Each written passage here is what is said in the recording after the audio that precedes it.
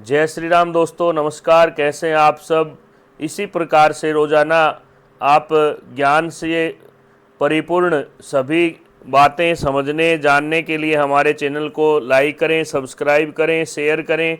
यही आपसे करबद्ध प्रार्थना है। आज हम बात करते हैं एक ऐसे गूढ़ रहस्य की। जब भी आप तस्वीर में देखते हैं भगवान विष्णु के चरणों को दबाती हुई माँ लक्ष्मी की तस्वीर सामने आती है और भी देवी देवता उनके चारों तरफ हाथ जोड़कर खड़े रहते हैं। इसका क्या तात्पर्य है, इसके पीछे क्या रहस्य है, क्या कोई विज्ञान है या कोई सामाजिक ज्ञान है या कोई और विशेष इसके पीछे गूढ़ रहस्य छिपा है, इन सब को जानने के लिए आज हम आपके बीच में यह वीडियो लेकर के आए हैं। दोस्तों, भगवान विष्णु जगत के सृष्टि के पालन करता है, ब्रह्मा जी निर्माण करता है और शंकर जी संहार करता है। विष्णु भगवान और माँ लक्ष्मी का जो संबंध है वो एक गृहस्थ आश्रम के आदर्श वैवाहिक जीवन को दर्शाता है। अर्थात सबसे बड़ी बात है कि गृहस्थ आश्रम के अंदर आदर्श विवाह कौन सा है।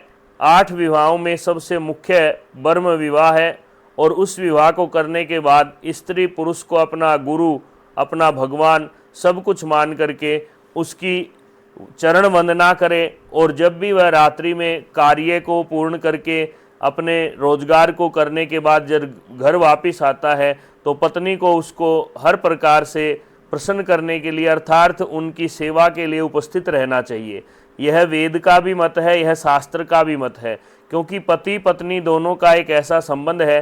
पत्नी घर में रह करके घर की देखभाल करती है, जबकि पुरुष घर से बाहर जा कर के कोई मजदूरी करता है, कोई नौकरी करता है, कोई मेहनत करता है। इस प्रकार से अनेक कार्य करके अपना गुजारा करते हैं।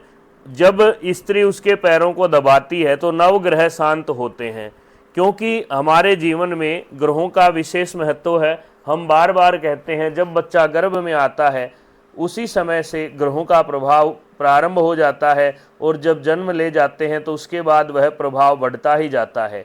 इसलिए जो स्त्री अपने पति के पैरों को दबाती है, अगर उसकी कुंडली में मंगल दोष है तो उसको भी यह कार्य नष्ट कर देता है।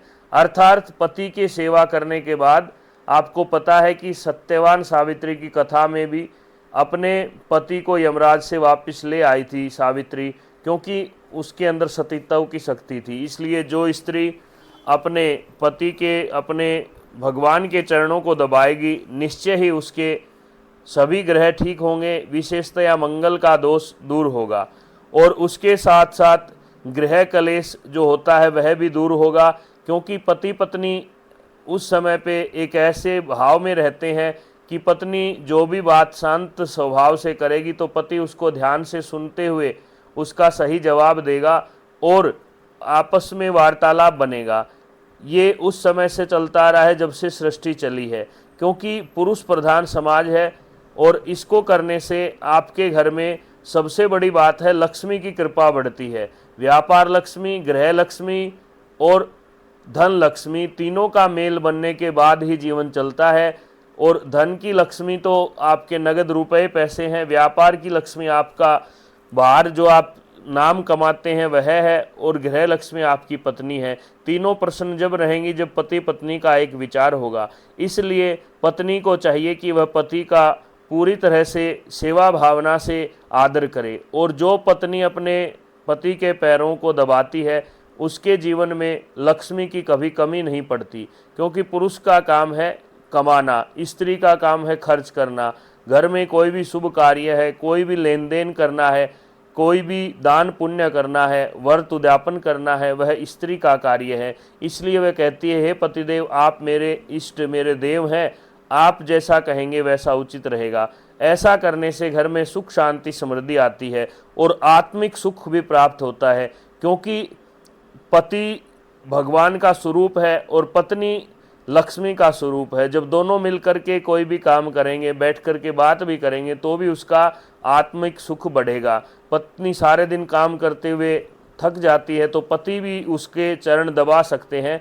ऐसी कोई शास्त्र में चर्चा नहीं है कि पति ऐसा नहीं कर सकता, क्योंकि भगवान राम और सीता के अनेक रामचरितमानस में भी ऐसे स्थान पर उल्लेख मिलता है कि पति पत्नी दोनों मिलकर के अपना जीवन यापन करें।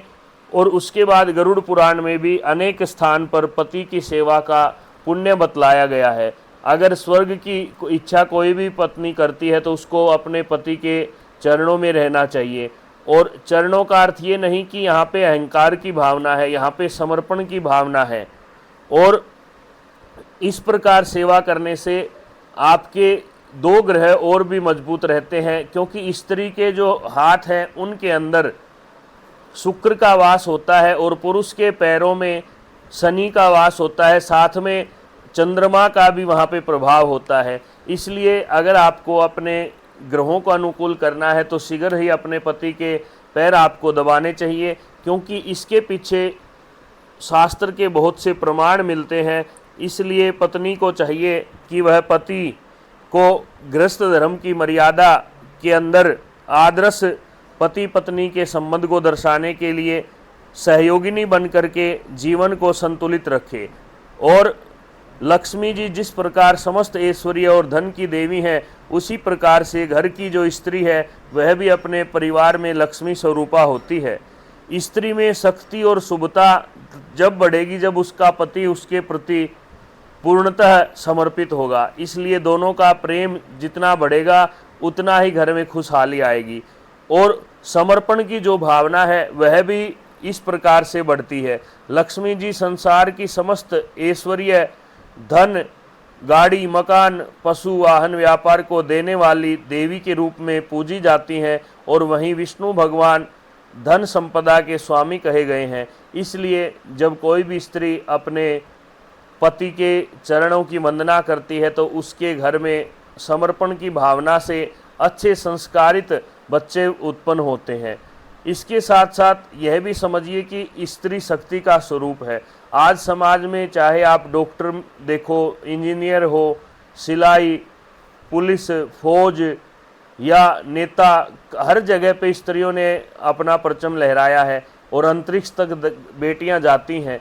तो उनका अर्थ ये है कि स्त्री शक्ति का स्वरूप है। और शक्ति जब जब भी कोई भी कार्य करती है तो वह ऊर्जा का कार्य करती है। इसीलिए जब भगवान विष्णु के चरण कमल श्री अर्थात स्वयं लक्ष्मी दबाती हैं तो यह दिखता है कि स्त्री की सेवा और स्नेह से ही पुरुष की ऊर्जा जागृत रहती है। यह केवल एक शारीरिक सेवा नहीं है, एक ऊर्जा का संतुलन भी है, क्योंकि एनर्जी बैलेंस इससे बनता है। इससे स्त्री के अंदर भी ऊर्जा का संचार होता है और वह आगे बढ़ कर के कार्य करती है। इसलिए हर एक पत्नी को चाहिए कि वह अपने पति को परमेश्वर समझ करके उसकी सेवा करे, और पति को चाहिए कि वह अपनी पत्नी के सहयोगी बन करके काम करें। आजकल सबसे खराब अगर कोई रिश्ता है तो पति पत्नी का होता जा रहा है। उसका कारण है आधुनिकता, जो मोबाइल में हम सारे दिन लगे रहते हैं, या और भी इधर उधर की बातें ऐसी हैं, नशा है या अनेक प्रकार की ऐसी चीज़ें हैं जिससे बहुत सी स्त्रियां अपने जीवन से काफ़ी दुखी रहती हैं। तो इसलिए पुरुष वर्ग को चाहिए कि उन्हें भी समर्पण की भावना स्त्रियों के प्रति जतानी चाहिए। और इसमें सबसे बड़ी बात आती है कि स्त्री का स्वरूप माँ, बेटी, पत्नी तीनों है। आप जिस भाव से देखोगे, आप अपनी पत्नी को जिन नज़रों से देखते हैं, बेटी को दूसरी नज़रों से और माँ को अलग नज़रों से देखते हैं। इसलिए स्त्री के चरित्र को, उसके स्वभाव को समझ करके मनुष्य को उसे देवी रूप में सम्मान देना चाहिए।